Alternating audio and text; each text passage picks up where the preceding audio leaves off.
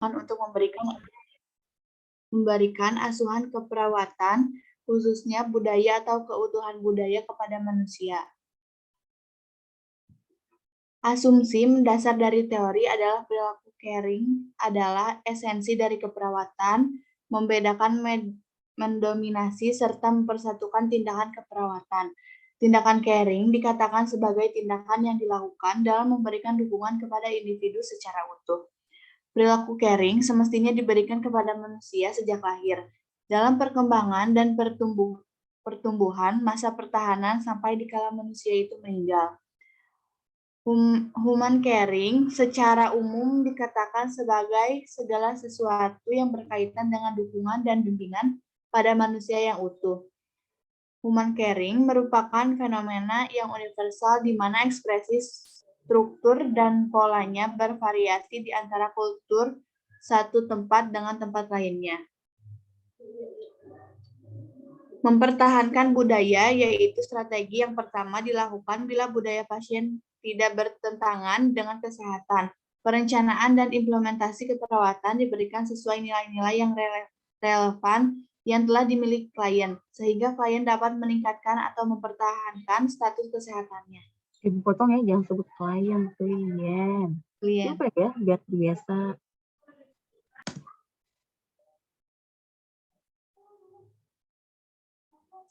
Pedoman aplikasi keperawatan transkultural. Untuk mengaplikasikan keperawatan transkultural, dalam proses asuhan keperawatan dibutuhkan sejumlah pedoman yang bermanfaat sebagai petunjuk bagi perawat ataupun klien untuk bertindak.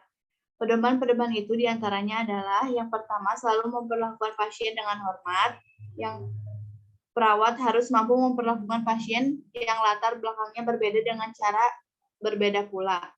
2. Sebagai perawat, kita harus mengenali, memahami, dan membiasakan diri dengan berbagai adat dan kepercayaan kelompok budaya tertentu. 3. Kita harus secara pintar menggabungkan berbagai simbol dan praktik budaya ke dalam rencana asuhan keperawatan klien. 4.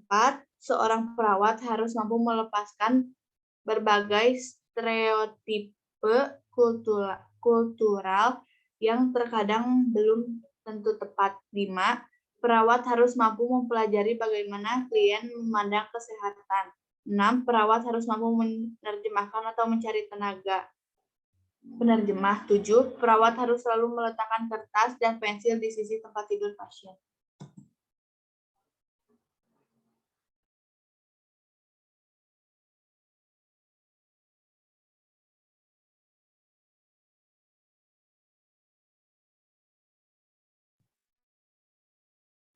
Baik, selanjutnya ada pedoman keperawatan transkultural.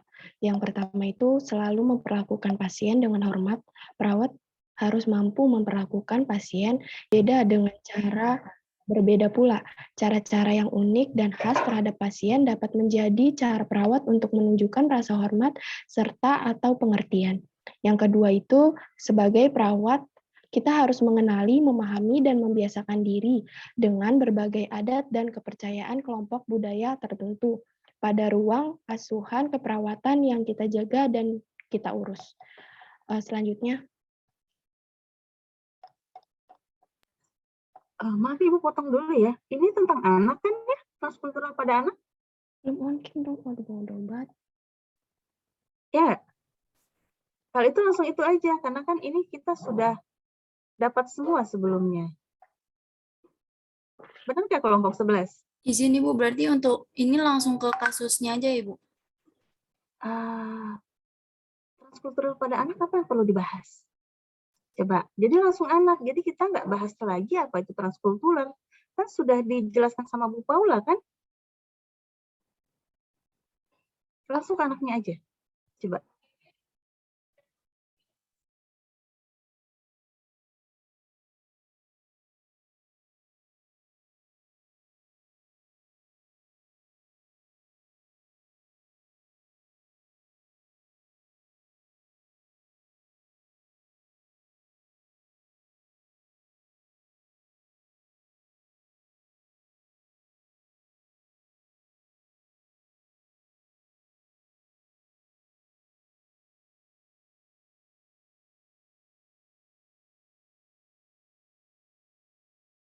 Contoh kasus klien anak A berusia 8 tahun, tinggal bersama kedua orang tuanya di Padang, Sumatera Barat. Pendidikan klien saat ini adalah SD. Bapak klien bernama Bapak E, berusia 35 tahun, pendidikan terakhir SMA. Ibu klien bernama Nyonya S, berusia 27 tahun, pendidikan terakhir SMP. Bapak klien bekerja sebagai kuli bangunan, ibu klien bekerja sebagai penjual gorengan. Setiap bulan penghasilan bapak klien sekitar 500 ribu rupiah per hari. Dan penghasilan ibu klien sebesar 100.000 rupiah per hari. Klien dan keluarganya beragama Islam. Sehari-hari klien menggunakan bahasa Padang dan Indonesia. Sehari-hari, klien merupakan anak yang aktif dan sering bermain bersama teman-temannya. Suatu hari, klien pulang ke rumah sehabis main bersama teman-temannya dan mengeluh nyeri dan bengkak pada lutut. Setelah ditanya oleh kedua orang tua klien, ternyata klien pada saat bermain memanjat pohon yang dikeramatkan di desanya. Bapak klien memiliki kepercayaan bahwa klien terjatuh akibat didorong oleh penunggu pohon keramat tersebut. Bapak klien kemudian langsung membawa klien ke dukun untuk diobati. Pengobatan yang dilakukan yaitu dengan cara memijat bagian tubuh klien yang terasa nyeri menggunakan batang serai yang dibakar dengan bacaan doa-doa. Dukun tersebut juga mengatakan untuk tidak mengonsumsi makanan seperti ikan, daging, dan telur. Kedua orang tua klien merasakan klien tidak membaik, kemudian membawa klien ke RS Rumah Sakit Harapan Kita untuk periksa ke dokter. Dokter yang memeriksa klien mengatakan klien mengalami patah tulang dan untuk memastikan hal tersebut, klien harus melakukan pemeriksaan MRI. Ini setelah hasil dari MRI klien keluar, klien benar mengalami patah tulang. Next.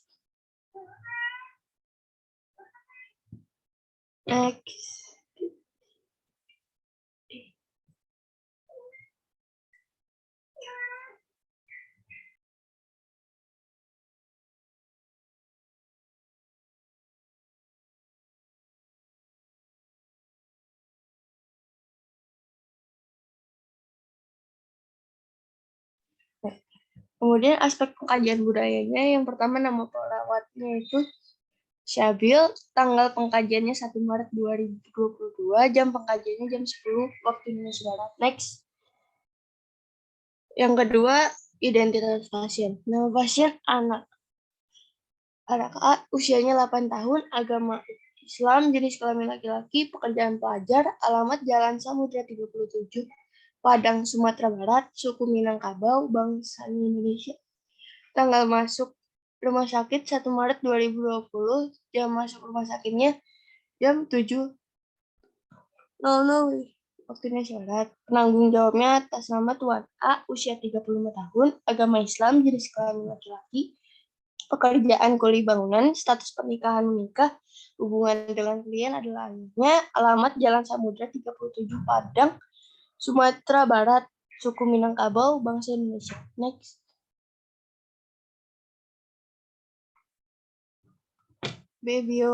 Data biokultural.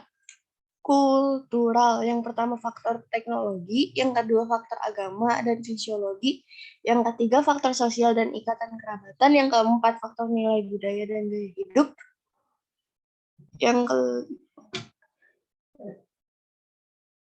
faktor kebijakan dan hukum, yang keenam faktor ekonomi, yang ketujuh faktor pendidikan. Next.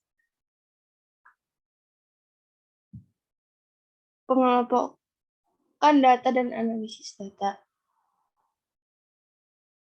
Yang pertama, dicatat tanggal dan jam masuknya, yaitu tanggalnya tanggal 15 bulan Februari. Data subjektifnya itu Bapak A mengatakan anak A dilarang mengonsumsi makanan seperti ikan, daging, dan telur. Data objektifnya itu anak A juga tampak lemah dan lesu. Penyebabnya kepercayaan tentang nilai budaya terhadap makanan.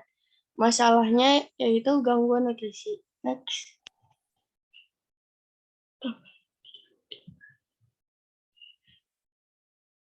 Lalu selanjutnya masih di tanggal yang sama pukul 9 waktu Indonesia Barat, data subjektifnya menurut cerita yang dikatakan Bapak A, saat anaknya jatuh langsung dibawa ke dukun, lalu anak A dipijit menggunakan batang serai yang dibakar dengan bacaan doa-doa. Data objektifnya pada saat diberikan penjelasan kesehatan Bapak A masih terlihat kebingungan. Penyebab kepercayaan tentang efektivitas perilaku promosi kesehatan. Masalah yang terjadi adalah kurang pengetahuan. Next.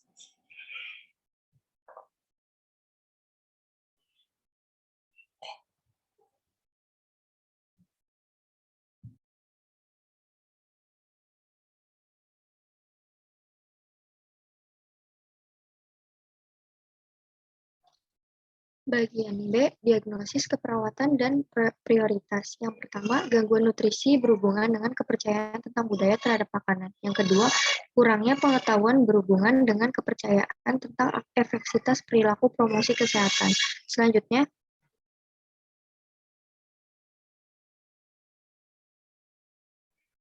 rencana keperawatan, nama anak A, umur 8 tahun. Yang pertama, diagnosa keperawatannya gangguan nutrisi berhubungan dengan kepercayaan tentang budaya terhadap makanan. Data subjektifnya Bapak A mengatakan anak A dilarang mengonsumsi makanan seperti ikan, daging, dan telur. Data objektifnya anak A juga tampak lemah dan lesu. Rencana, tujuan, dan hasil kriteria. Setelah dilakukan tindakan keperawatan selama 3 kali 24 jam, maka kebutuhan nutrisi terpenuhi dengan kriteria hasil. Yang pertama, klien tidak terlihat lemah dan lesu. Yang kedua, klien dan keluarga menerima penjelasan dari perawat tentang kebutuhan nutrisi. Yang ketiga, klien dan keluarga menerima rekulturasi mengenai nutrisi. Interferensinya yang pertama, observasi kebutuhan nutrisi klien, yang kedua, tinjau kecukupan nutrisi klien, dan ketiga, identifikasi asupan nutrisi. Selanjutnya,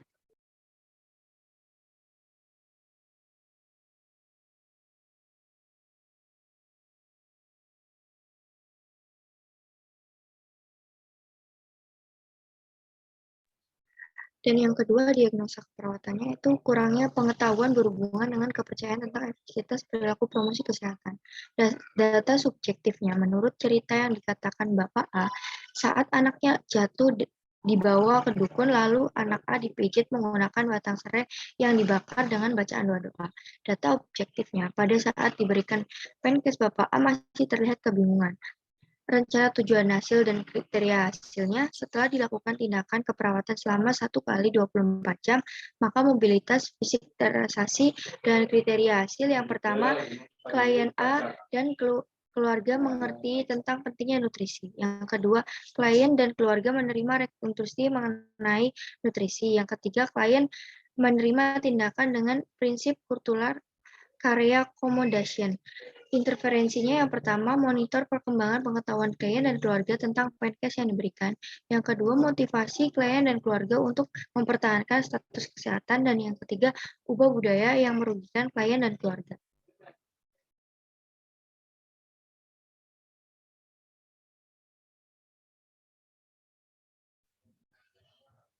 Baik, terima kasih. Selanjutnya dibukakan sesi tanya jawab. Kepada yang ingin bertanya, dipersilakan raise terlebih dahulu.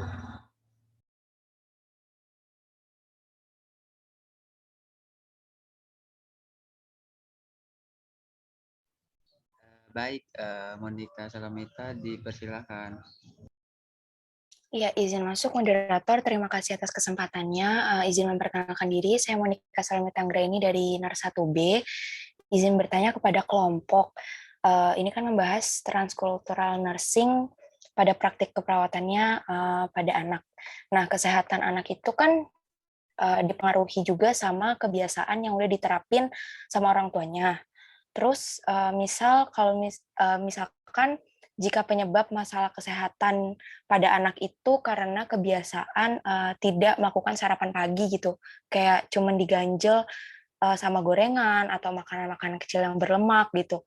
Itu bagaimana perawat menerapkan transkultural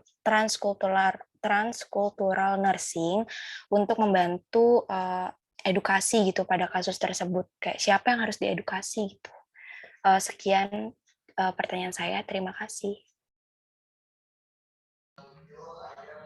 Baik, kelompok silakan yang ingin menjawab.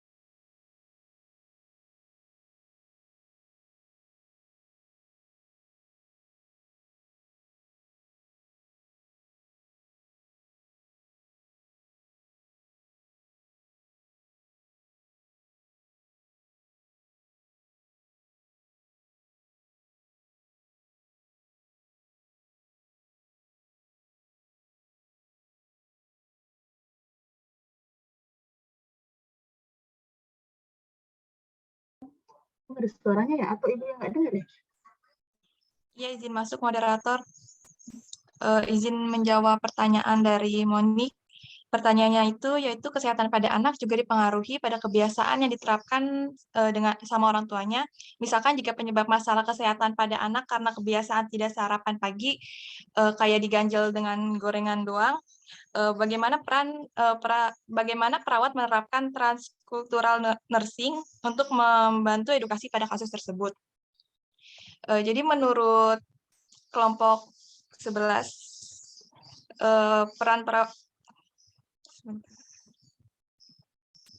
sebelumnya itu perawat harus mengedukasi pasien dan keluarganya dulu, karena kan yang paling berperan di sini kan keluarganya yang paling eh, yang paling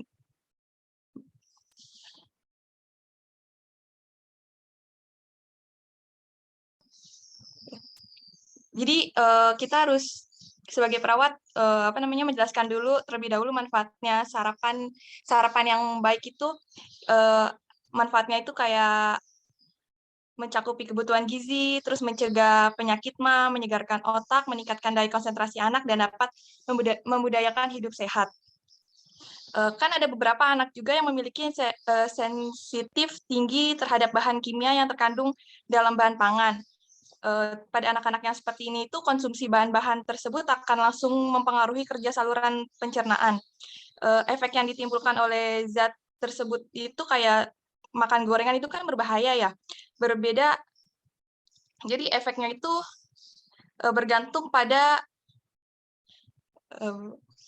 dosis konsumsinya. Jadi mungkin perawat bisa mengedukasi ke keluarganya ya, kalau makan gorengan itu tidak baik, lebih baik untuk makan yang seperti roti, nasi, yang 4 sehat 5 sempurna. Mungkin seperti itu, Monik. Apa terjawab? Ya, terjawab. Terima kasih atas jawabannya kelompok. Izin masuk moderator. Iya, Salsa dipersilahkan. Ya, izin menambahkan jawaban dari Tania mengenai pertanyaan dari Monik. Sama sebetulnya jawabannya seperti Tania. Mungkin di sini perawat juga tambahannya mengedukasi kepada orang tua, karena peran orang tua sendiri untuk pada anak itu kan yang pertama kali gitu di keluarga. Jadi mungkin si perawat di sini mengedukasi mengenai pentingnya sarapan pagi atau bahayanya terlalu mengkonsumsi gorengan atau minyak-minyakan di pagi hari kepada orang tua, agar orang tua ini juga sebagai contoh untuk anaknya tidak mengkonsumsi makanan yang berminyak seperti gorengan ini di pagi hari, agar anaknya ini terbiasa untuk mengganti yang tadinya biasanya sarapan menggunakan gorengan, diganti yang misalnya dengan serat seperti mengkonsumsi roti jika pada pagi hari tidak bisa mengkonsumsi nasi, dan mungkin bisa diganti dengan susu. Mungkin seperti itu tambahannya. Monik, apakah jelas? Ya, jelas. Terima kasih.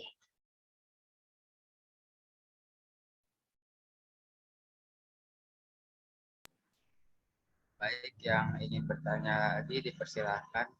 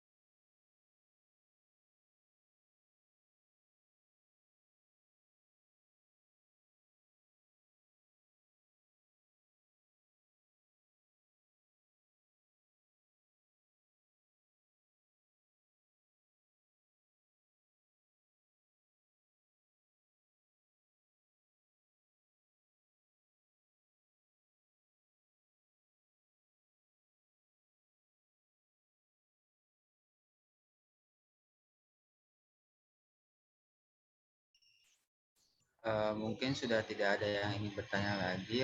Demikian presentasi dari kelompok 11A dan 11B.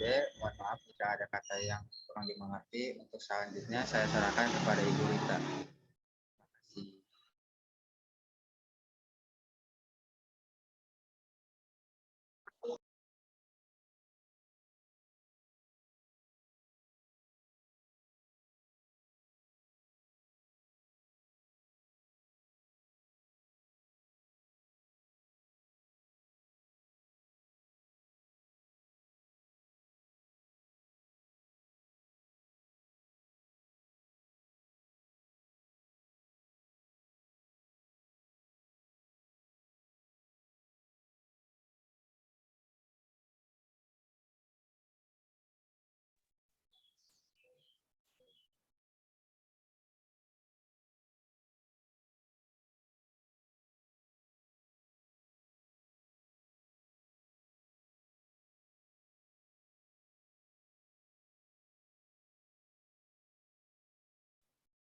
Izin Ibu, untuk presentasinya sudah selesai.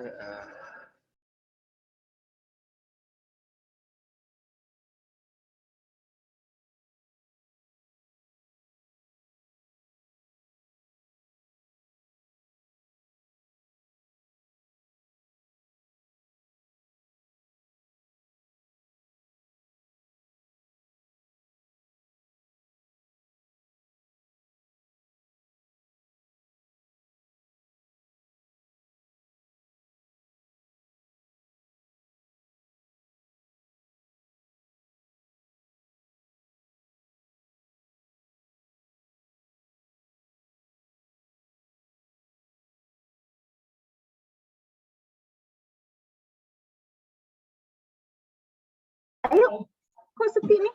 Ada pertanyaan lagi nggak? Izin Ibu, untuk presentasinya sudah selesai. Saya kembalikan ke Ibu. Selesai. Kok ini kok Anda kurang semangat ya ini ya? Sebentar ya. Kemarin kamu kok konsul nggak sih ke Ibu ya? Mau presentasi, Anda konsul nggak ke dosennya kamu presentasi? Kamu lain kali konsul ya? Karena kalau seperti ini, jadinya kurang apa yang diharapkan untuk pembelajarannya. Ibu, Itu maaf masalahnya. suaranya tidak kurang terdengar, Ibu. Ini udah belum? Udah kedengeran? Udah lebih jelas ya? Udah? Suara Ibu udah lebih jelas ya? Kenapa? Sebentar, Ibu dulu ya. Supaya suaranya jelas.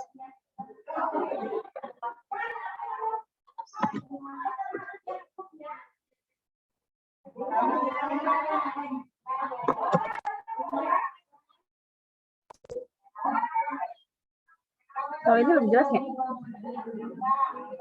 Ya. Ya, sudah terdengar, Ibu. Udah kedengeran? Udah ya? Rasa? Terima kasih untuk kelompok 11 ya, sama Rival udah sebagai moderator. Cuma tolong semuanya kapanpun pembelajaran apapun, kalau ada presentasi, konsul dulu ke dosen yang akan masuk ya, supaya targetnya itu sesuai dengan apa yang nanti dijelaskan oleh teman-temannya. Kalau gitu Ibu siap dulu ya untuk presentasi terkait dengan antropologi pada praktek perawatan anak ya.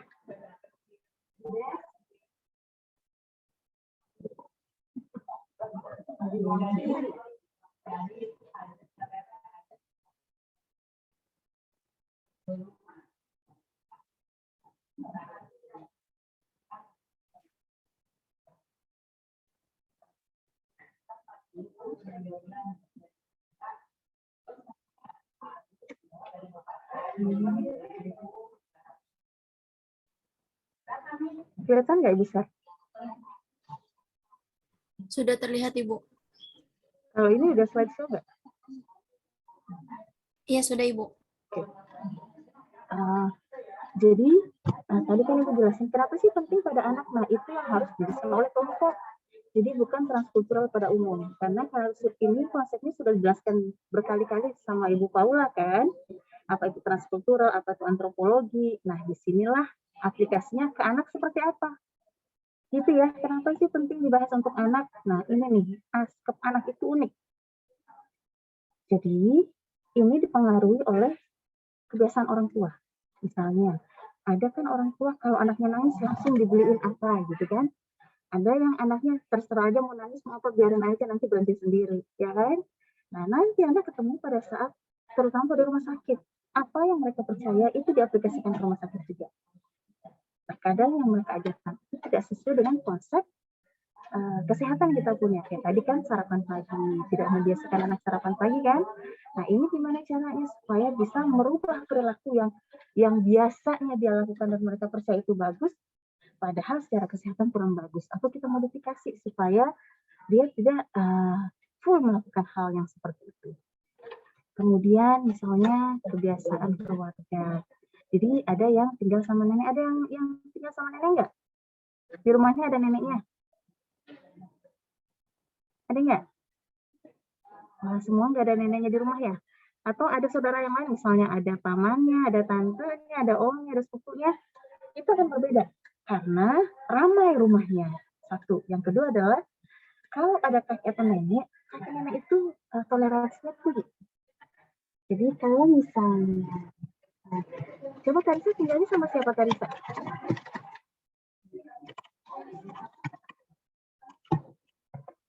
Karisa dengar nggak? Ayo mana ikut Karisa nggak? Sepertinya nggak dengar deh. Coba ada yang bisa hubungi Karisa nggak? Soalnya dari tadi kuliahin tuh berarti yang lain deh.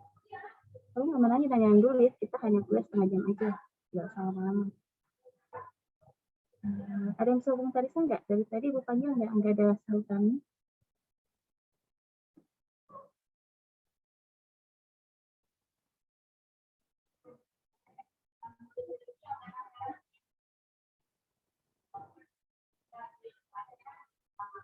Satu D yang bisa hubungi Karisa.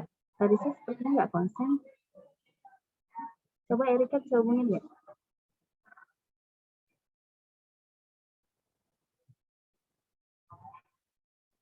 Sudah itu kedengeran nggak? Takutnya nggak dengar. Beneran? Sekarang Karisa off cam. Jadi kalau gitu Ibu kelarin aja ya Karisanya ya. Coba hostnya siapa hostnya? Hostnya siapa nih? Salsabila. Bukan. Salsiabila ya? Iya Ibu, saya co-hostnya Ibu. Kelarin aja ininya ya, Karisanya. Ngeganggu soalnya. Kalau kita panggil, gak nyatu, nggak berespon, artinya nggak konsentrasi gitu ya. Oke, sekarang kita lanjut. Jadi tolong kamera yang dinyalakan, karena Ibu juga akan menyalakan. Semua yang nggak nyala kamera, maka keluarin aja. Nggak sopan. Udah, Amelia, Galuh, Raihan, Adelia, Aidatu, keluarin semua. Salsia udah, sama Nur Ansani, keluarin aja. Kita belajar melakukan sistem gitu ya.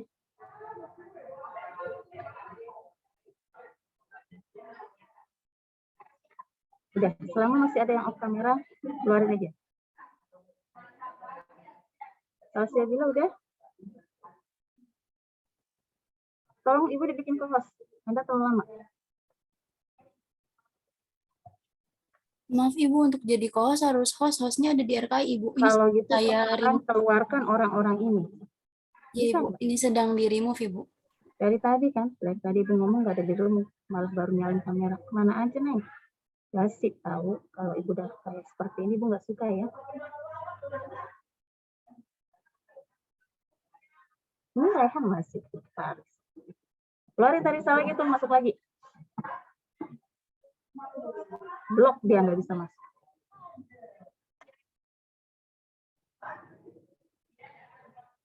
Sudah? Anda tahu kan etika ya? Menghargai yang lebih tua dosen. Kalau seperti ini Anda artinya tidak menghargai. Dari kemarin kan Ibu sudah nggak suka teknik Anda, Ibu tanya nggak ada yang menjawab. Ibu pikir sudah berubah, tapi sepertinya masih kurang bagus ya. Karena saat Ibu tanya, Ibu sebenarnya nggak masalah Anda off kamera. Tapi yang Ibu butuhkan, kalau Ibu panggil namanya, Anda berespon. Artinya Anda memperhatikan kuliah. Tapi kalau nggak bisa, lebih baik nggak masuk aja. Ibu akan tetap bertanda absen, nggak alfa. Ya, silahkan aja, nggak apa-apa nggak hadir. Tapi yang pasti, materi yang diberikan Anda tidak akan sama pada saat Anda mendapatkan langsung. Sudah? Ini faedah tuh, tolong keluarin tuh. Dinda, semua keluarin. Ibu melihat. Kita nggak mulai sebelum ini hilang semua. Maaf Ibu, untuk Fadilatul udah on cam di saya. Ya udah. Ini Rehan masuk lagi, keluarin aja. Dari tadi tuh bolak-balik. Kita nggak akan selesai sampai ini semuanya on cam dan nggak ada yang bolak-balik masuk. Keluarin aja. Blok, nggak bisa masuk lagi. Ya. Keluarin Rehan. Tidak bisa. Rahinatun Nisa, keluarin. Mana sih ininya hostnya?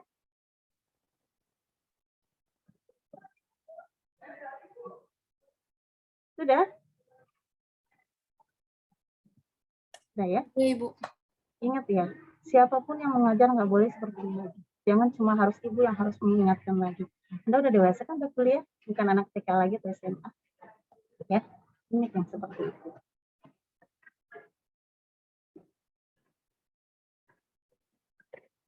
Oke, sekarang kita seperti ini. Kebiasaan kan keluarga, berarti bisa saja kebiasaan keluarga Anda adalah terlambat, toleransi.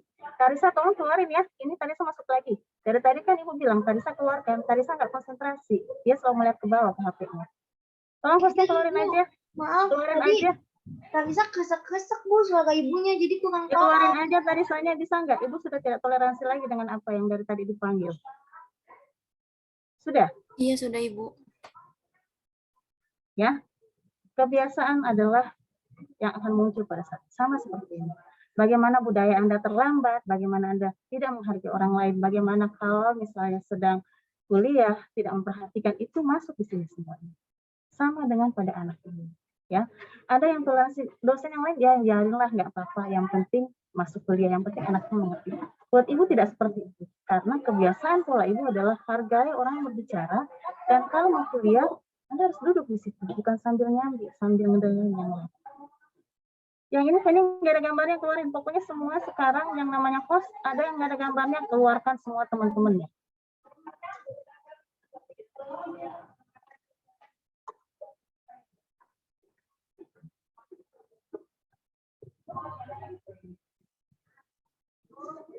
Nah ini, bagaimana pengaruh orang tua? Kamu maafin, lingkungan. Lingkungannya seperti ini. Kalau Anda terbiasa lingkungan yang merasa nyaman, nggak apa-apa kok kalau misalnya terlambat, di ini juga tetap masuk kok. Kalau nggak ada saya nggak apa-apa. Sehingga Anda terpola seperti itu. Tapi kalau lingkungan Anda ketat, kalau kuliah di terus semenit Anda terlambat itu bisa Anda ditendang dari sini. Atau misalnya dipanggil nggak ada, Anda ditendang dari sini. Lingkungan mau Anda jadi disiplin. Ya. Tapi kalau misalnya lingkungannya, oh ya nggak apa-apa, masuk aja, mau masuk 5 menit sebelum berakhir ya nggak apa-apa. Artinya lingkungan Anda yang mentoleransi untuk terlambat. Tapi setiap lingkungan kan berbeda. Pada saat Anda masuk ke lingkungan yang baru, ada kebiasaan tersendiri yang mereka punya. Sama juga dengan nilai-nilai. Cara menghargai orang tua, cara berbicara pada orang tua. Contohnya, pada orang Jawa, menghargai cara berbicaranya berbeda kan kalau ngomong sama orang tua, atau misalnya ngomong sama teman-temannya kan beda. Tapi kalau misalnya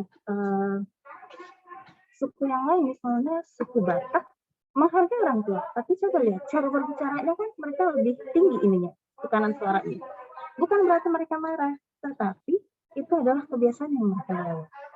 Kemudian tumbuh kembang, bagaimana kita berbicara pada anak yang 1 tahun, 2 tahun, atau misalnya anak kuliah, atau misalnya pada anak yang sekolah. Ini pengaruh perspektif budaya dalam mengasuh anak dari orang tua, misalnya bagaimana kebudayaan kepercayaannya dia, misalnya tidak boleh makan telur untuk anak. Itu akan diaplikasikan. Jadi saat di rumah sakit katanya mau dapat menu telur, katanya saya nggak bisa makan telur. Kenapa? Anak saya itu tidak boleh makan telur. Ada yang seperti itu. Ya.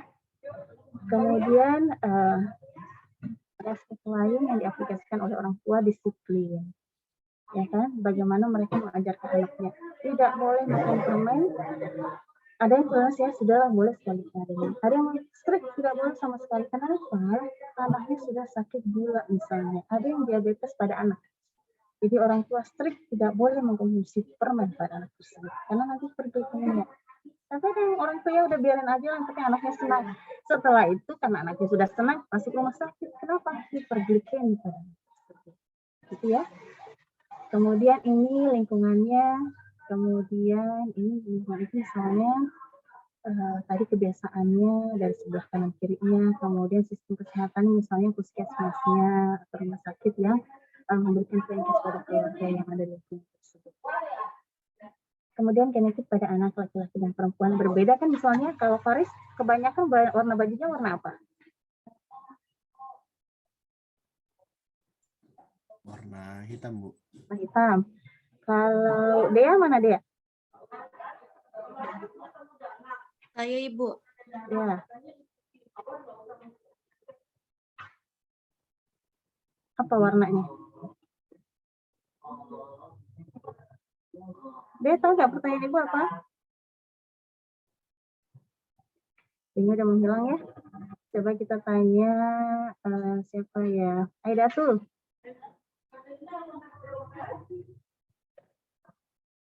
Mana Aidatul Fitria? Yuk. Saya Ibu. Ya.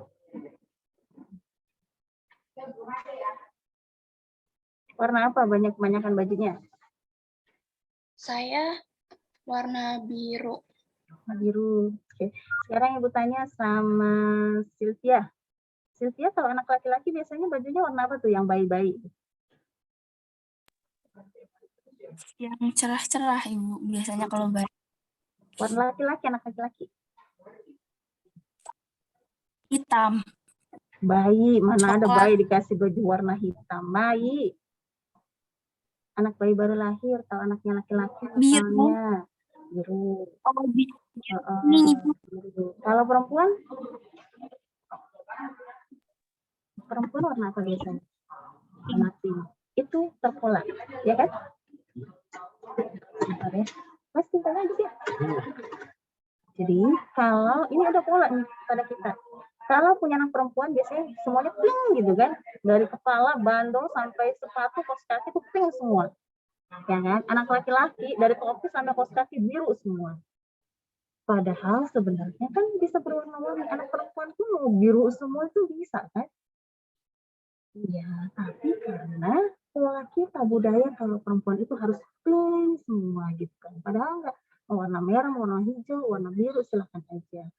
Nah, tadi katanya warna hitam bayi itu nggak boleh dikasih warna hitam. Kenapa? Kalau misalnya ada luka, ada darah, ada keluarannya, kita langsung tahu. Makanya dikasih warna lembut. Jadi kalau misalnya dia ada darah yang keluar, ada yang kotor, ada yang kurang bersih, langsung kelihatan. Ya, tadi sama Faris warnanya hitam gitu kan. Laki-laki kan? Seringnya yang gelap-gelap. Coba Faris kasihkan warna kuning, pink. Mau nggak Faris jalan pakai gitu? Warna pink semua atas dari bawah gitu. Faris tadi. Kira-kira gimana kalau anak cowok tuh pink semua? Anak kan nanti ketawa kan, ih kok cewek banget gitu kan. Itu perspektifnya ya. Kalau misalnya mainannya anak laki-laki misalnya mobil-mobilan kan, nah, anak perempuan boneka-boneka kan kayak gitu. Boleh dong anak perempuan juga dapat mobil-mobilan, kan dia juga suka kan. Saat anak kecil itu tidak dibedakan jenis kelaminnya, mau mainannya apa. Kasih dia boneka, kasih dia mobil-mobilan, kereta-keretaan, boleh silahkan. Karena siapa tahu ke depannya anak ini akan menjadi misalnya belajar teknik untuk teknik mesin, ya kan? Perempuan bisa kan untuk belajar teknik mesin, atau anak laki-laki misalnya menjadi desainer, bisa juga, ya. Nah, ini contoh kasus aja yang masuk rumah sakit diare 5 hari sebelum masuk rumah sakit, berat badannya jadi semakin turun. Faktor mempengaruhinya adalah budaya. Bagaimana tadi pola makannya, kalau anaknya sakit, bagaimana orang tuanya akan memberikan perawatan sesuai kondisi anaknya dan bagaimana kepercayaan dia. Agama, sama kan ini agama misalnya agama Hindu nggak boleh makan daging, ya kan? Daging sapi. Jadi pada saat di rumah sakit menunya kan banyak tuh daging sapi, ya kan? Bisa aja keluarga menolak, nggak dikasih terus kamarnya gitu kan. Kenapa? Agama mereka melarangnya. Atau Anda misalnya lagi jalan-jalan ke Australia, masuk rumah sakit mencret gitu kan, diare. Datang menunya babi nih, gila nih misalnya. Aduh, sakit diare nih udah 10 kali karena jalan-jalan nggak cuci tangan misalnya ya. Diare, masuk di Australia, menunya datang, menunya daging babi. Makan nggak dia kira-kira? Kenapa dia makan? Kenapa? Dia percaya kalau saya sama Islam nggak boleh makan babi. Ya, jadi itu akan diterapkan oleh orang tua kepada anaknya. Ini contohnya nih, kalau anak kecil itu tangannya itu coba dulu. Bilangin dulu ya. Nah, sekarang anak kecil itu kalau Anda perhatikan, kalau dia memegang sesuatu itu,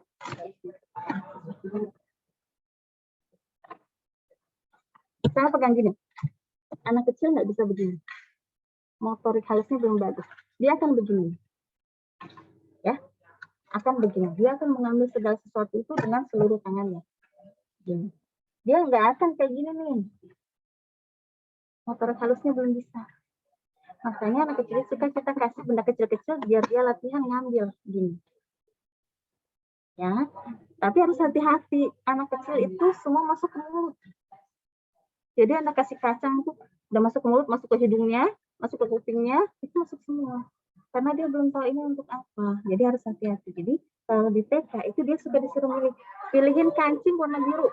Nah, kecil-kecil kan dia pilih warna biru dipisahin, warna kuning pisahin gitu. Ini melatih ini. Karena motorik halus anak kecil itu belum bagus. Makanya kalau dia pegang itu akan begini cara. Pegang seperti ini, ya. Sama dengan ini.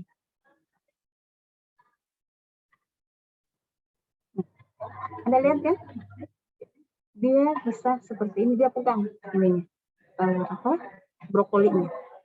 Jadi kita di Indonesia tidak terbiasa membuat anak makan sendiri. Kenapa? Berantakan, ya kan? Satu. Yang kedua adalah anaknya nggak bisa, jadinya kesana kemari gitu kan? Karena kita juga mengatakan bahwa nanti saya repot sendiri ngebersihin kalau dia udah makannya berantakan. Nah, lanjut seperti ini. Nih, ini kan yang kita nggak suka nih, belepotan kemana-mana. Ngebersihnya susah. Padahal di sini waktu anak belajar untuk makan, biarin aja dia makan nih. Semuanya dikotorin, biarin. Kenapa? Dia belajar masukkan sesuatu ke mulutnya dengan bagus. Untuk memegang itu dia berjuang memegang ini. Atau misalnya ini habis makan nih jadi seperti ini. Kita nggak suka kan anak-anak kotor. Itu yang membuat kita di Indonesia lebih baik disuapin aja. Daripada lama, kemudian kotor, repot, langsung disuapin kan langsung masuk. Dia nggak terlalu kotor seperti ini. Sehingga anak Indonesia terbiasa disuapin. Kalau yang ini misalnya di negeri Cina ini, nah terbiasa pakai sempit. Coba Indonesia dikasih sempit. Paling dicolokin doang gitu, masukin ke mana-mana itunya. Atau kalau enggak dilempar-lemparin, karena belum terbiasa. Nah ini anak Indonesia nih pakai sendok. Jadi kalau kita nanti punya adik atau ponakan, ajarin, gak usah pakai sendok. Ajarin pakai tangannya. Nasinya gimana? Berantakan kayak gini, gimana cara makannya? Jadi anak kecil itu kalau nasinya itu dibulet-buletin kecil-kecil, ya. Kemudian ikannya dagingnya bikin kotak-kotak kecil-kecil. Jangan ikan utuh gitu, juga silakan dimakan. Dilemparin nanti sama dia, gitu. Karena dia kan nggak bisa mengambil sedikit-sedikit langsung banyak, ya. Jadi anak kecil itu nggak usah pakai sendok dulu, pakai tangan. Jadi ini kan kita biasa berkuah ya. Jadi jangan dikasih kuah, tapi sayurnya ada yang potong-potong seperti ini. Ya. Nah, ini masalah yang sering timbul. Sosial ekonomi keluarga tidak mampu. Makanya orang tua kan sesuai kemampuannya bisa memberikan makanan apa aja. Ada pendidikannya, kemudian pekerjaan orang tua yang tidak teratur anaknya kalau dia tidak memperhatikan. Cara mengolah makanannya nggak bagus, gitu ya. Atau cara kebudayaannya, kalau misalnya mengolah makanan itu harus seperti ini, kalau mengolah pisang atau misalnya mau masak sayur harus gini caranya. Itu ada tersendiri cara pengolahan tergantung sukunya.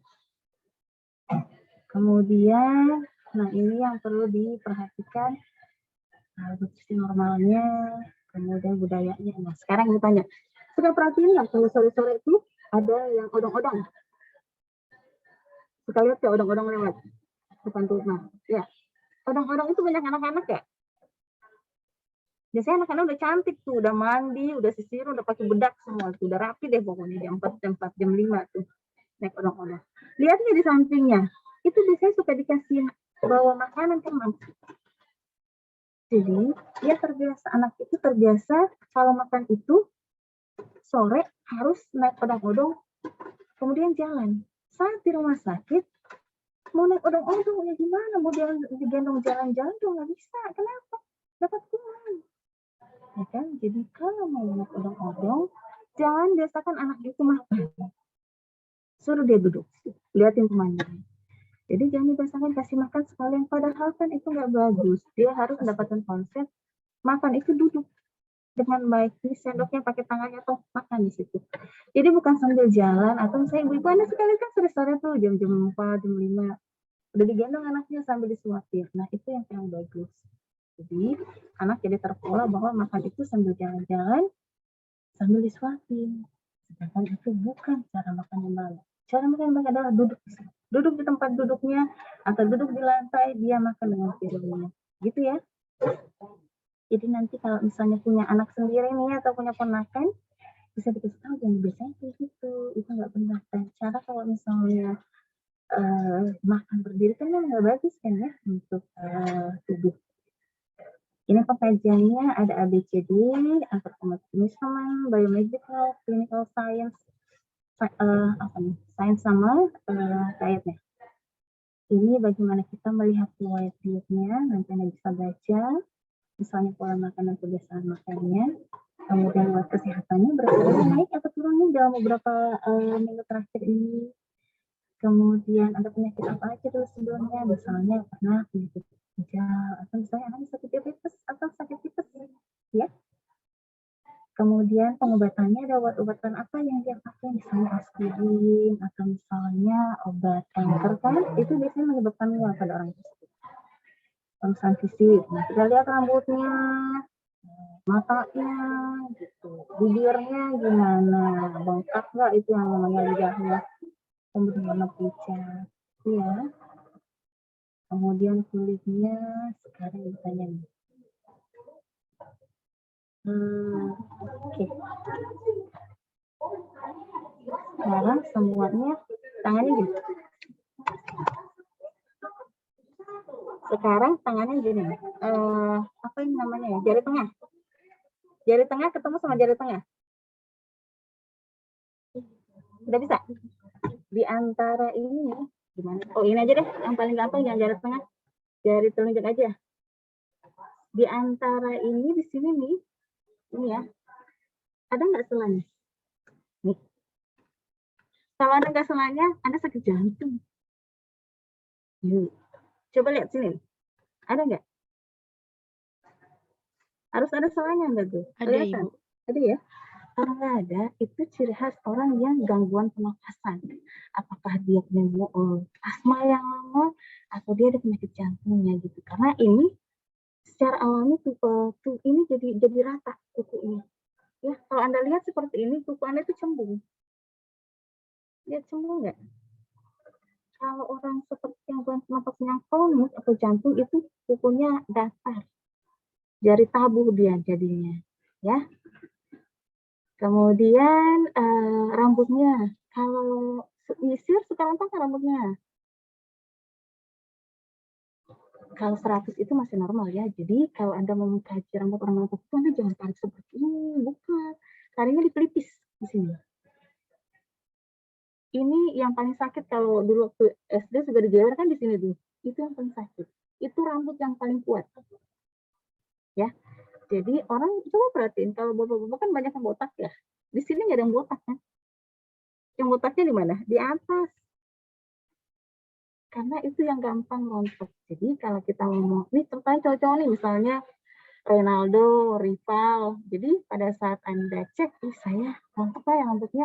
Jangan lihat di atas sini nih, di sininya nih, pelipisnya. Tarik. Jangan tarik puasin ada tarik kencang gitu sampai menjerit, jangan. Tarik aja gini nih. Kalau Anda tarik seperti ini, kemudian ada yang rontok banyak, rontok satu nggak apa-apa banyak, artinya dia rontok. Ya, Jadi gitu cara mengkajinya, apakah rambutnya rontok atau enggak. Jadi kalau seperti ini ilmunya, kaji diri sendiri dulu, baru orang lain. Jadi bisa bilang ke mahasiswa, kalau Anda dapat ilmu, coba terapin diri sendiri. Oh, saya mau lihat, saya punya jari tabung nggak? Oh, ya segini. Oh, ya saya nggak punya, kok berarti saya sehat dong, gitu. Atau misalnya, kata Bu Rita, kalau mau lihat rambut rontok, lihat di sini. Lihat diri sendiri. Waduh, saya baru megang ini udah 5 nih rambut saya rontok. Berarti Anda ada risiko kerontokan rambutnya, ya. Jangan tarik terus ya, lama-lama juga rontok kalau tarik terus rambutnya di pelipisnya gitu ya. Kemudian tadi periksa matanya nih, ayo sekarang semua matanya nih. Jadi kalau Anda periksa mata, lihat ini tangannya kayak gini. Kukunya yang lihat di depan ya. Anda buka seperti ini. Terus ngeliat ke atas. Ya. Ngeliat ke atas, jangan nunduk. Ngeliat ke atas, matanya ngeliat ke atas. Bukan kepalanya. Ya, sekarang pada saat sudah melihat ke atas, Anda akan melihat yang di sini. Mata putihnya ini yang di bawah itu. Ini sekarang kan Ibu kelihatan sklera yang mata putih. Sklera Ibu warna merah, kuning. Kenapa? Tadi kena matahari, kena debu. Itu nggak normal. Bukan itu yang kita lihat, karena itu kotor. Jadi kalau orang sakit kuning, sakit hati, sirosis, ininya kuning. Tapi jangan sampai orang itu karena habis berdebu, karena agak-agak kuning, Anda bilang, pasti orang sakit hati. Jangan. Jadi Anda buka matanya ke atas ini, lihat bagian bawah sini. Ya, di bawah sini. Itu yang Anda lihat. Jadi jangan ngeliat kayak gini, wah matanya kuning, jangan. Lihatnya dari sini, suruh ngeliat ke atas. Karena kalau Anda lihat, nanti lihat adiknya ya, atau orang tuanya. Suruh ini, gini, suruh ngeliat ke atas. Lihatin bagian bawah itu lebih putih. Karena dia tidak terkena sinar matahari, tidak terkena debu. Ya, itu caranya. Nanti lihatin semua orang-orang di rumah. Pada bagus nggak, pada putih atau merah gitu kan. Wah sakit mata dong. Iya. Gitu ya. Atau bisa Bu, merah-merah matanya. Tapi pada saat saya ngeliat ke bawah nggak merah. Iya, habis kelilipan tadi itu matanya, makanya merah di depannya, tapi di bawahnya enggak. Makanya yang kita lihat adalah bagian bawah, bukan bagian atas. Yang kelihatan kayak gini, kalau Anda lihat nih dari dekat, mata Ibu pasti agak merah. Kenapa? Kena debu, tadi kelilipan. Tapi kalau ke bawah itu nggak akan merah. Kenapa? Dia nggak kena kelilipannya, yang ke atas, di atas tuh yang kenanya. Gitu ya. Kemudian, mana lagi tadi ya? Oh iya, ini konjungtivanya. Oh, konjungtiva tadi nih. Konjungtiva itu melihat ke atas, Anda lihat di bagian sini, bawah nih. Pink kan warnanya? Kalau merah, Anda sakit mata. Itu ada infeksi. Kalau pucat, Anda anemia. Nanti semua berarti sekarang semuanya, ayo coba tuh, ada pintar tuh. Siapa tuh? Sahronia. Coba semuanya ambil kaca deh. Kayak Sahronia. Ngaca. Ambil kaca, terus Anda lihat di sini. Warna apa? Atau lihat ke layar. Saya warnanya apa ya? Pink nggak? Pakai gini ya. Nanti ke pasien pakai gini ya. Jangan pakai jempol. Jangan pakai telung. Jadi pakai jempol ada gini. Kalau sendiri sih nggak apa-apa, lebih enakan gini. Lihat. Lihat ya. Warnanya apa? Warna pink nggak?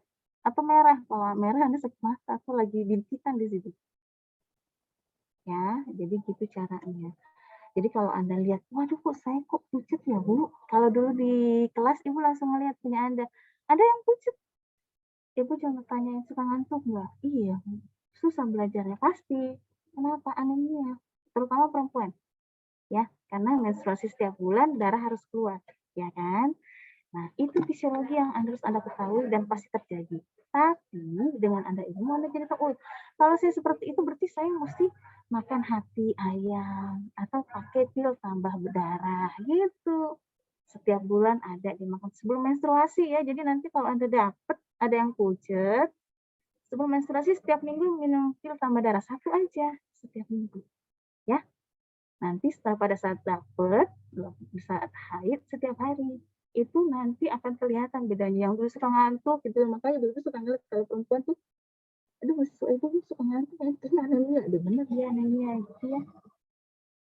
Jadi bukan maunya dia untuk mengantuk, tapi tubuhnya yang meminta untuk tidur karena dia kekurangan oksigen. Jadi kalau Anda kurang oksigen itu akan ngantuk.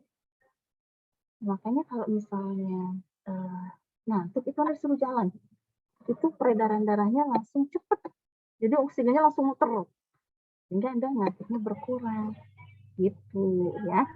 Jadi gitu cara aplikasi supaya Anda ingat. Jangan cuma hafal teorinya aja. Susah kalau ngapalin, tapi kalau ngerti jadi tahu. Ini sudah kulitnya Oh iya, kalau kulit nih, cara berubah kulit nih, semua pegang ininya nih. Nah, dicubit, jangan cubit kencang ya, cuma tarik aja kayak gini. Liatin, langsung balik nggak kulitnya? Kalau enggak, misalnya kayak gini, lama gitu baliknya gitu, keriput di situ, artinya ada dehidrasi. Tapi Bu, kalau nenek-nenek gimana Bu? Saya tarik nggak balik-balik itu ya. Jepitan saya masih ada di situ tuh tadi. Itu bukan dehidrasi neneknya, emang dia keriput. Terus gimana Bu nenek? Kita di perutnya, samping udelnya nih, umbilicusnya. Itu yang cubit sama dengan anak-anak juga ya. Anak-anak nggak di situ, di kita anak-anak sama lansia itu di perutnya. Jadi pegang perutnya. Kalau nggak balik ke perutnya, artinya dia dehidrasi berat. Ya, ini teknik yang seperti ini mau pelajari. Coba nanti kalau ketemu nenek-nenek, saya coba cek perutnya dulu ya. Cubitin gitu. Ih, ini itu kok mencubit-cubit perut sih. Mau dilihat kurang air apa enggak nih gitu ya. Kemudian kuku. Nah tadi yang Ibu ajarin ya. Nah cara melihatnya. Ini laboratoriumnya, HB-nya, albuminnya kita lihat nih. HB tadi sebelum kita periksa kita lihat kan konjungtivanya pucat atau enggak. Oh pucat. Pas Anda lihat HB-nya, kemarin kan 12 ya sampai 16. HB-nya cuma 10. Pasti pucat orangnya. Gitu ya. Ini masalahnya yang bisa timbul berat badan lebih. Tolong tadi kelompok masalahnya diperbaiki diagnosanya. Tadi gangguan nutrisi itu nggak ada lagi nutrisi, tapi bunyinya adalah misalnya defisit nutrisi, resiko berat badan lebih, ya. Jadi kita pakainya adalah SDKI, PPNI untuk diagnosa dan masalah perawatan. Jangan lihat di internet. Gangguan nutrisi itu pasti ngeliat di internet. Itu adalah contoh yang jadul, nggak sesuai lagi dengan apa yang kita pakai saat ini. Ya, ini bunyi diagnosa yang bisa kita ambil, misalnya resiko defisit nutrisi berhubungan dengan ketidakmampuan menelan. Kemudian obesitas misalnya, kelebihan berat badan ini sekarang lebih banyak nih di Indonesia. Tapi kayak apalagi dengan corona ya, adanya COVID-19 ini, banyak yang di rumah kan. Jadi Anda nanti kalau misalnya sudah selesai nih, PSBB segala macam, kita lihat anak SMA, SD, datang ke sekolah itu pada gemuk-gemuk, nggak usah yang lain deh. Anda aja sekarang pasti montok-montok, naik 1-2 kilo minimal. Karena aktivitas berkurang kan, dulu harus bangun pagi, lari ke sekolah gitu kan, ke kampus, sekarang di rumah aja. Ya. Ini sama, tentang berhubungan, itu tinggal dibaca aja. Jadi yang perlu Anda perhatikan adalah kebudayaan orang tua itu bagaimana terhadap anaknya. Dan kalau kurang sesuai, apa yang harus dilakukan? Karena terkadang harus ada yang modifikasi supaya kondisi anak tersebut tidak semakin parah. Ya, karena terkadang ada yang anak saya tidak boleh melakukan ini. Nah, sekarang kita lihat kalau tidak boleh, membahayakan ya kesehatannya atau enggak. Ya. Mungkin itu aja dari Ibu. Sampai sini yang bertanya. Izin bertanya Ibu. Ya. Ya, saya Elsa Kumalasari dari kelas NERS A. Izin bertanya mengenai tadi kan Ibu memberikan contoh bahwa anak kecil main mobil-mobilan tidak apa-apa, anak perempuan cowok main boneka tidak apa-apa. Tapi saya ada teman kecil laki-laki dulu itu terbiasa main boneka, make up, bola bekel dengan saya. Tapi setelah tumbuh dewasa itu dia jadi feminim gitu Bu. Nah itu bagaimana kalau misalnya kita melihat anak kecil yang mainnya tidak sesuai dengan jenis kelaminnya gitu, main berbeda gitu dengan yang lainnya itu, apakah kita membiarkan atau membiasakan dengan sesuai jenis kelaminnya aja, soalnya dikhawatirkan feminim atau jadi tomboy seperti itu Bu. Terima kasih. Oh iya, jadi ada yang seperti itu ya, kok mainnya. Jadi walaupun memang tetap boleh, jadi anak kecil, anak kasih boneka beruang kan nggak apa-apa, yang laki-laki silahkan aja. Tapi jangan lupa kasih juga mainan yang laki-lakinya, misalnya mobil-mobilan. Jadi seimbang, jadi jangan lupa kata berita kan boleh membunuh, jadi kasih boneka semua enggak, seimbang. Yang perempuan juga ada mobil-mobilannya, ada bonekanya boleh, sama-sama, jadi seimbang. Laki perempuan, karena itu adalah kebiasaan. Kalau kedepannya dia akan menjadi seperti perempuan, itu bisa pengaruh lingkungan dan genetiknya yang ada di dalam. Ya, jadi walaupun misalnya teman Ibu itu dari kecil dia diajarkan sangat lurus, ya. Jadi waktu Ibu kuliah S3 di Amerika, di situ wawasan Ibu terbuka lebar terhadap homoseksual lesbian. Ibu mempelajari karena teman-teman dekat ibu seperti itu.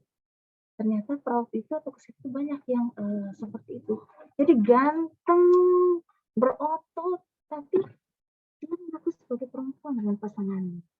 Ya, jadi dia seorang laki-laki diajar dengan ketat, agama yang ketat karena keluarganya memang sangat agama Kristen. Tapi dalam dia pun mainnya bukan boneka-bonekaan, mainnya tetap seperti yang laki-laki. Tapi pada saat semakin lama dia melihat saya semakin lama nggak suka yang perempuan, saya sukanya laki-laki. Gitu.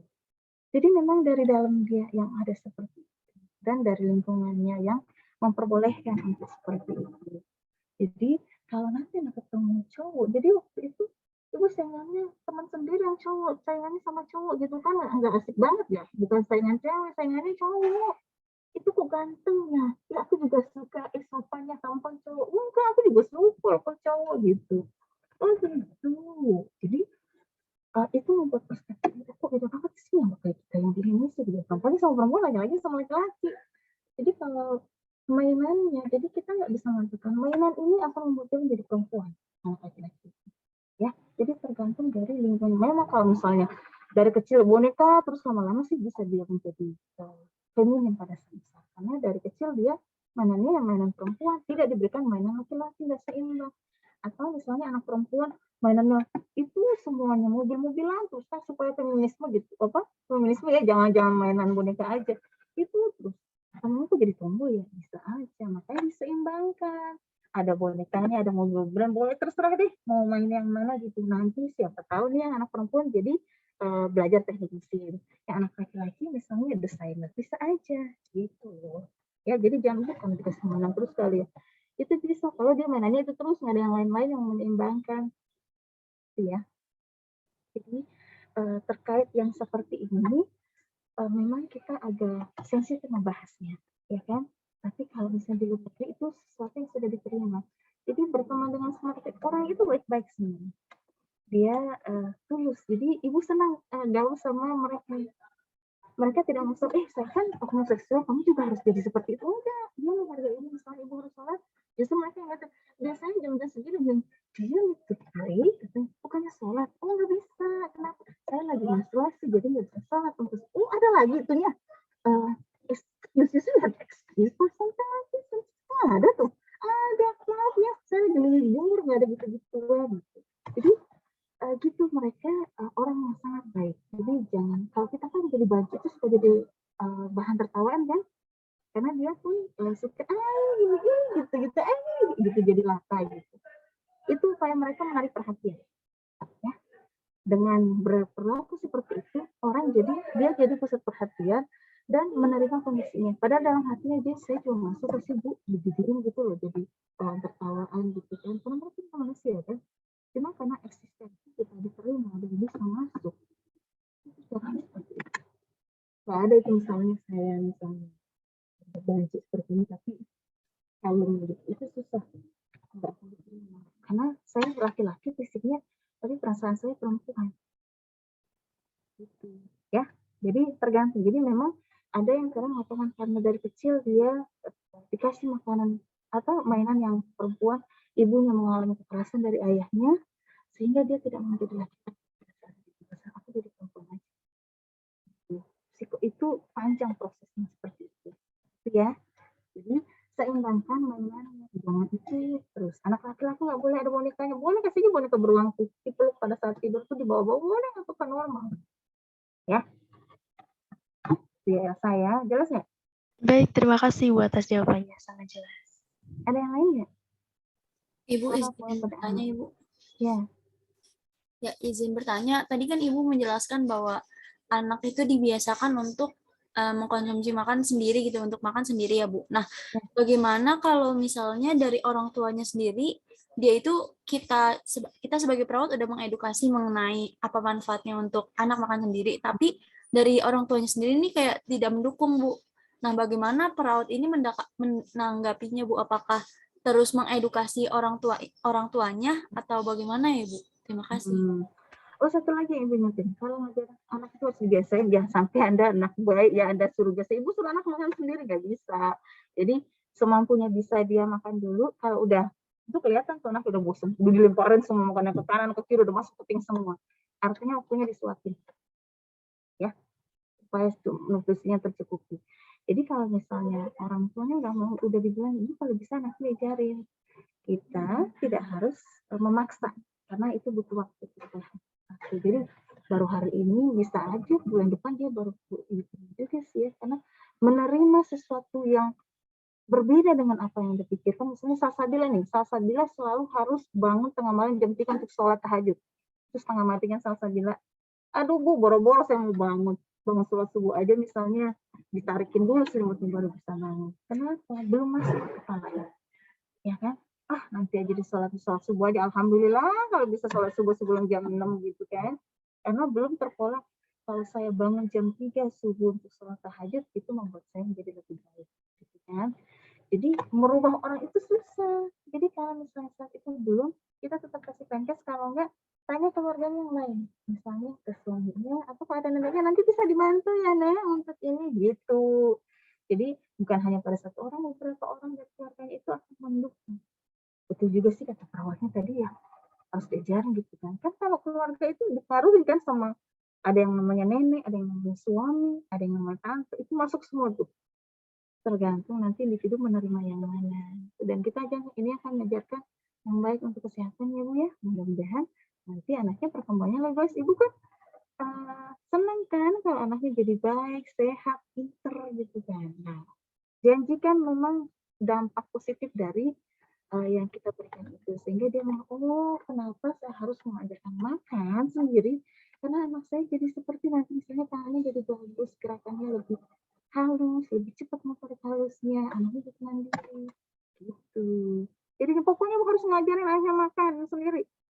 Ih, suka-suka gue katanya gitu kan. Tapi kita jelasin dengan makan seperti ini, memang akan agak repot ke orang tua, tapi manfaatnya itu sangat besar. Contohnya nih Bu, ini belajar nih ya, anak nih, nanti setelah lama anak itu sudah bisa gini, bukan kayak gini lagi pegangnya. Itu harus itu ya. Itu Salsabila ya. Baik, terima kasih. Jelas semua ya. Jadi PowerPoint-nya dikasih, sama tolong perbaiki PowerPoint-nya ya, yang tadi masalah perawatannya itu tolong lihat buku SDKI ya. Udah punya kan SDKI, udah punya belum? Udah masuk perawatan sekarang semuanya pesan di online banyak, ada 3 set SDKI, kemudian apa yang tolong kasih sekarang 4 set deh, coba cari-cari di internet ya, karena itu Anda akan paket seumur hidup Anda, enggak sih sampai expire dia mah, sampai ada revisi. Untuk sementara tolong dibeli yang ada sekarang, karena itu Anda pakai sampai Anda selesai kuliah. Kita mengacu pada buku itu. Gitu kali ya? Sudah jelas semuanya? Oke, kalau sudah mungkin sekian saja dari Ibu, dan tolong ya sikap dan perilakunya diperbaiki. Jangan seperti itu lagi, ya. Harus Ibu nggak masalah Anda oke.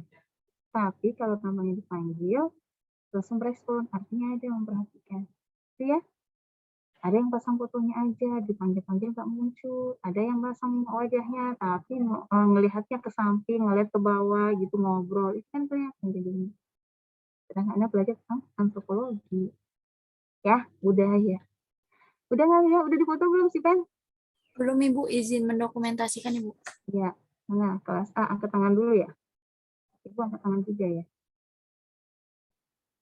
Dan Untuk kelas A, Raisen ya. Baik, untuk slide pertama.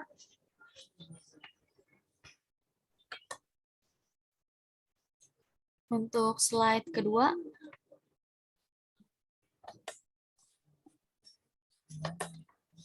Ya, baik, selanjutnya Rival boleh. Baik, untuk kelas B bisa dan Rasen dulu ya.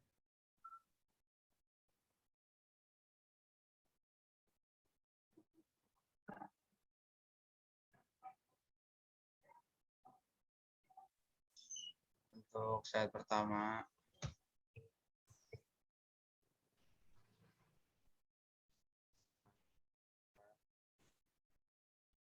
Baik Ibu, udah selesai. Ibu maaf, izin bertanya Ibu. Ya, Untuk PPT nanti yang udah direvisi itu dikirimkan ke Ibu lagi atau bagaimana ya, ya? kirim ke ibu ke email aja. Ya. Sama kirim ke teman-temannya juga. Gitu ya, Baik. biar bisa dipelajari. Terima kasih Ibu. Itu sekian saja. Assalamualaikum warahmatullahi wabarakatuh. Selamat pagi semuanya. Ya, tetap sehat semuanya. Ibu izin pamit dulu ya. Iya. Banyak Ibu. Terima kasih, Ibu. Terima kasih, Bu. Terima kasih.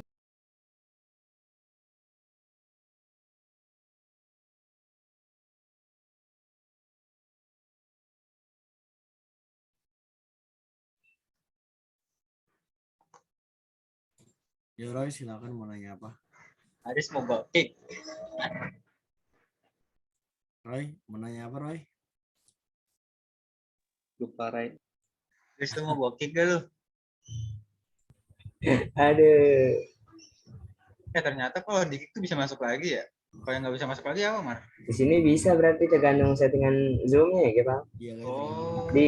Kalau di remove harusnya bisa, kalau di block baru nggak bisa. Amar udah SS belum, Mar? Dari tadi lele. Oh ya udah. Iya. Banget sih. Gale, ayo leh. Baru bangun nih. Ya ampun. Kan Dari tadi lu visual background doang nih. Emang aja baik Iya, tuh. bobo ngantuk Feedback banget. doang. Untung gak disebut lu lele. Paris disebut. Gara-gara Galih kan baik, orang baik. Galih, jadi gak Galih? Mau kemana sih, Ja? Mau kemana sih, Ja? Ayo, kampus. Ngapain? Ripal, bukannya lu bilang hari ini ke kampus, Pal? Yoilah, Nggak Ripal. tahu. Ngapain tiba-tiba di kosan lu. Gue gebuk lu ya. Nggak jadi, HMJ-nya nggak infoin aja. Emang mau ngapain dah? Ambil sepatu putih. Hah, sepatu putih? Iya kan sepatu putih gua rusak. Tahu tuh yang bikin. Lu kayak menyudutkan Galih Trinida, tahu Pal? Dari kapan tahu, Pal? Dah, mau mandi dulu. Bye. Mau gue kick gak deh? Ayo leh, gue OTW sekarang. Iya. Nasrul, mandi, Rul. Habis ini apa sih? Habis ini ngapain ya? Habis ini apaan? Salsabila, woi, recordnya woi, Salsabila. Iya, maaf.